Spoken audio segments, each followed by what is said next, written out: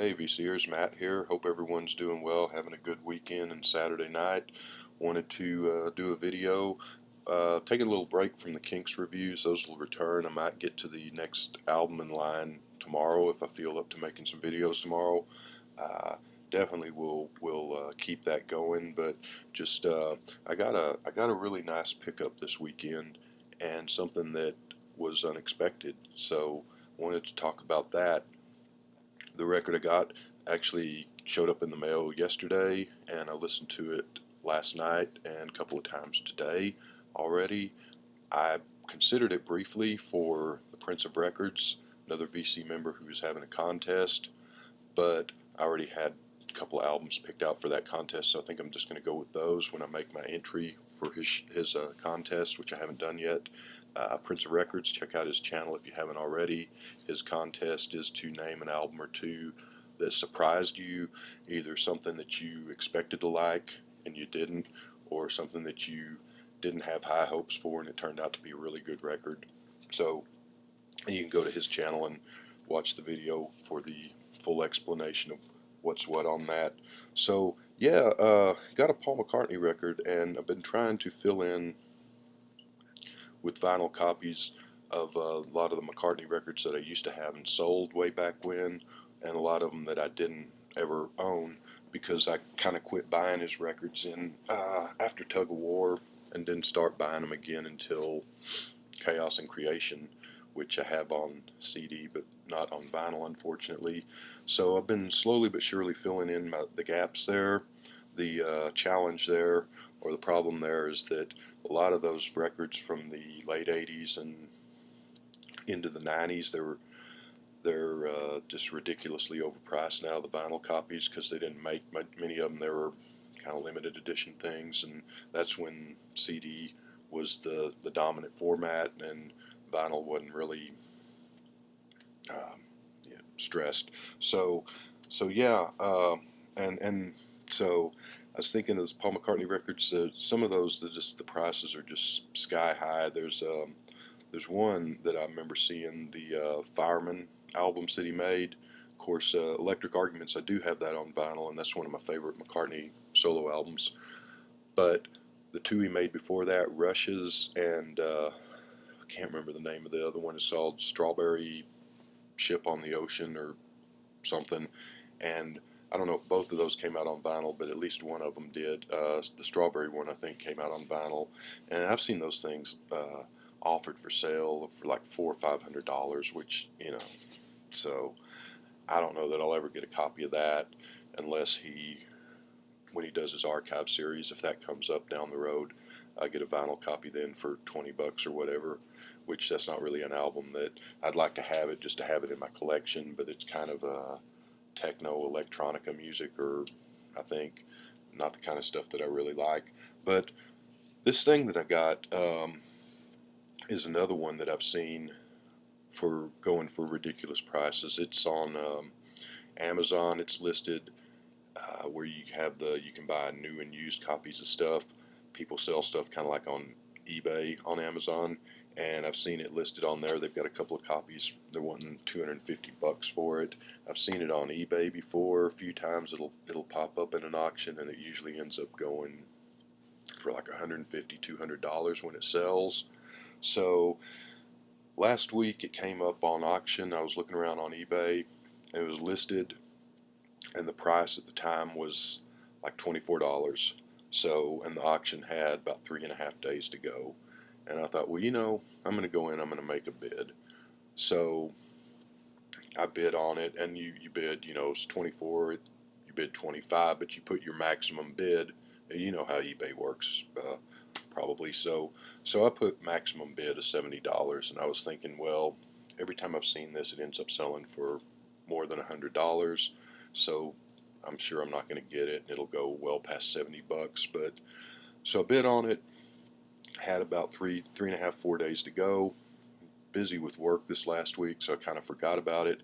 Got a notice in my email on Monday, I believe it was, that the auction was about to end. So I went over there. The auction had like 6.5 minutes to go, and the price on the album was sitting at $35. And I thought, well, maybe.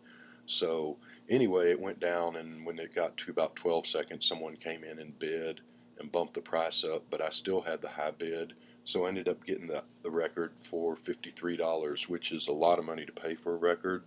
But like I said, I've seen it selling every other time for more than $100. So I figure, I mean, well, I wanted it, so I'm not gonna, you know, I wanted it.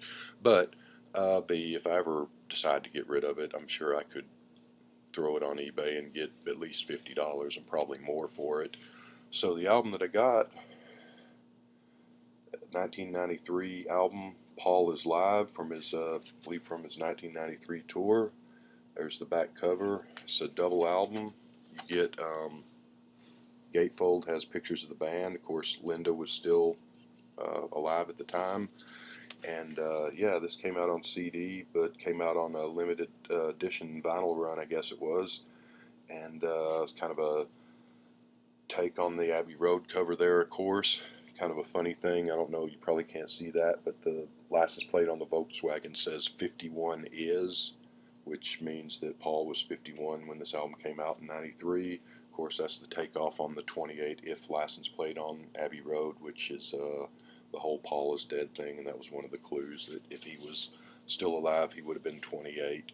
So a double album, and I'll show you the, well, I'll show you one of them. They both look the same. There's the inner sleeve, kind of a nice little inner sleeve there, not simple, but nice. There's the other one. The records, one of them is on the turntable as we speak because I was just listening to it not too long ago, but here's the second one, and kind of a understated simple label, Paul is Live, and that kind of replicates the sleeve artwork there.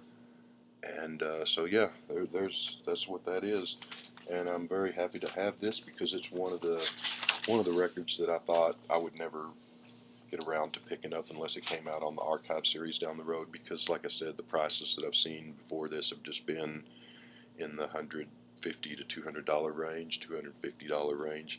But so I wanted to get it to fill in my collection. I was happy to do so. I really didn't have high hopes for the record though, because I'm not a fan, well, I'm not saying a fan, I'm not a huge fan of live records, generally speaking. I like the studio versions of songs more often than not, more than I do the live versions. There are live albums that I like, and they tend to be, well, this is a really good one that came out, I don't know, it's about 4 or 5 years ago. Sly Stone set at Woodstock. They released several of these sets. There's one for the Jefferson Airplane, I think one for Janis Joplin, a couple of the other people that played Woodstock. Sam Cooke live at the Harlem Square Club is probably my favorite live album, which I have. It's thought I had it up here, but I think it's in the car. I have that on CD. I don't have it on vinyl. James Brown live at the Apollo, so stuff like that.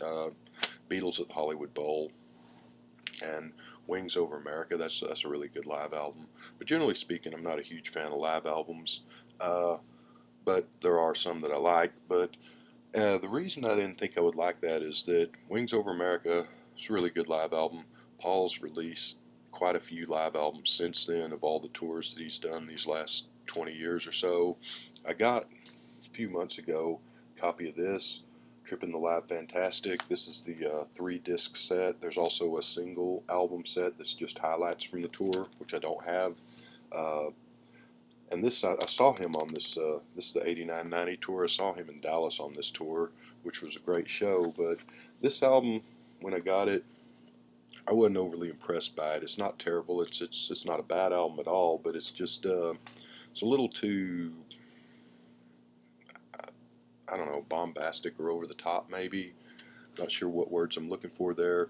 And a lot of the things like Band on the Run and Maybe I'm Amazed, things that are on Wings at the Speed of Sound, the versions on Speed of Sound are superior to the versions here, I think. And this is an album that's just okay, but it's not one that I'll be playing too much in the future, too often in the future, I don't think.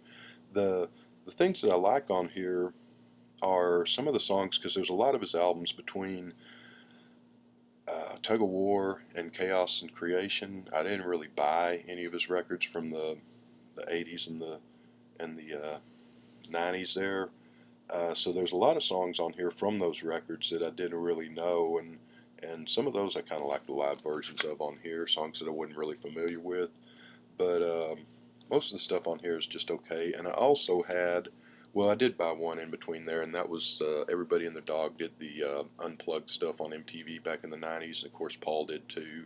So that Unplugged album, I think that came out on vinyl, but I used to have it on CD. I don't have it at all anymore, but I wasn't overly impressed with that one either. So when I got Paul as live, it was because it's rare and to fill in a gap in his vinyl collection. I didn't have high hopes for it at all. Came home and I put it on last night, and I got to tell you, I was really impressed and a little bit blown away because this is a really good album for a live album and for something that I didn't expect anything of. I don't know that I would say it's as good as Wings at the Speed of Sound, but I think it's pretty close and it's up there. So just run through and nothing here. I don't think he does a lot of Beatles songs and a lot of his old solo stuff, of course. Uh, I wouldn't rank any of this, you know, as good as the Beatles versions or even as good as his solo versions of the songs, but they are very good by and large, and there's really not a dog on this album. Well, there is a dog on this album, but song-wise, not so much. So yeah, we'll just go through Drive My Car, pretty good version, and I think why this might be better than this, and it's quite a bit better than this is quite a bit better than this. I think because in '89 and '90 he hadn't toured in quite a while, and so he was getting back into the groove of touring. By the '93 tour, he'd played a whole lot of shows and been touring for a couple of years there, so he's probably more into it or more into the groove of more comfortable playing live maybe. And these are not exactly laid back versions of the songs, but there's kind of a comfortable groove to them. The songs are energetic and everything. It's just there's a kind of a lived in, comfortable factor to them, I guess, is what I'm looking for. So Drive My Car is a good version. There's a really good version of Let Me Roll It, which is one of my favorite of his songs, but a really good live version of that. A song called Looking for Changes, which is off one of his albums that I don't have, so I'm not sure which album it comes from. Uh, it's good here. I don't know that I'd heard it before, but I like this version. I don't know what the studio version sounds like. Peace in the Neighborhood I had heard before, which isn't a great song, but for some reason it works pretty well here in the live setting. All My Loving, of course, Beatles song, he does that pretty well. Robbie's bit is just a little bit of guitar that's like a minute and a half long, but it's nice. It's a nice little interlude into the action. Side 2 opens with Good Rockin' Tonight, the old '50s song. That's Elvis, right? Maybe Carl Perkins too did that. I think both of them did. But and I've heard Paul do this song before, but this might be. I think this is the best version that I've ever heard him do. It's a really fine version. Goes into We Can Work It Out, which is a pretty good version. Hope of Deliverance, which I'd heard. That's I don't know which album that's off, but I'd heard that song before, which is just a pretty good song. It's not one of his best by any means, but nice version here. Michelle, he does a really nice version of that here. I like that a lot. Of course, again, it's not as good as the Beatles version, but it's very nice. Biker Like an Icon. Always kind of thought that was a dumb song. Didn't really like it, but kind of works here. It's not bad. Really nice version of Here, There, and Everywhere, and Inside 2 with a pretty nice version of My Love, which surprised me because that's one of his songs that I never really liked. A little too Barry Manilow for me, but nice version here. Side 3 is really Beatle heavy. Opens with Magical Mystery Tour. And I think that was on, I don't remember if that's on here. There's a bunch of songs on here. But I remember, well, The Fool on the Hill is on here. But I remember him doing Magical Mystery Tour when I saw him in '89. But It's okay version. Then there's a song called Come On People. I have no idea what album that comes off of, and it's kind of an 80s sounding song. It might have come out later than the 80s, but I like it. It's really nice. It's kind of the odd man out song because everything else on this side, with one exception, is a Beatles song. But maybe it's off the ground or press to play or something. I don't know where it comes from, but I like it, and I've never heard the studio version, so I can't really compare the two. Lady Madonna is sped up from the original Beatles version here a little bit. Kind of works. It's kind of nice. It's not as good as the Beatles, but it's for what it is. It's a good track. Paperback Writer is pretty good. Penny Lane also. Live and Let Die ends the side, and you know it's Live and Let Die. It's pretty powerful version, and good stuff. Good stuff. So side four, because I didn't know what was on this album. I could have, of course, looked on Amazon or the internet to find the track listing before it showed up, but until I got it yesterday, I didn't know. So when I was reading the track listing, saw side four, and I thought, oh, this is going to be just filler and crap here. But Kansas City is the last live in concert song, which opens side four. Might be one of the best versions that he's ever done, and it's just it's got a kind of a laid back New Orleans Bo Diddley shuffle beat and a little bit of a kind of Carl Perkins country sound mix in it, and really relaxed and great version. The reason I didn't think side four would be good is the rest of this stuff is sound check songs, but there's a song here called Hotel in Benidorm, Benidorm. No idea what that is, but it's a really nice kind of a acoustic guitar samba. Just Paul relaxed playing acoustic guitar and singing some song that I don't know what album, if that's on any album or if that's unique to this record.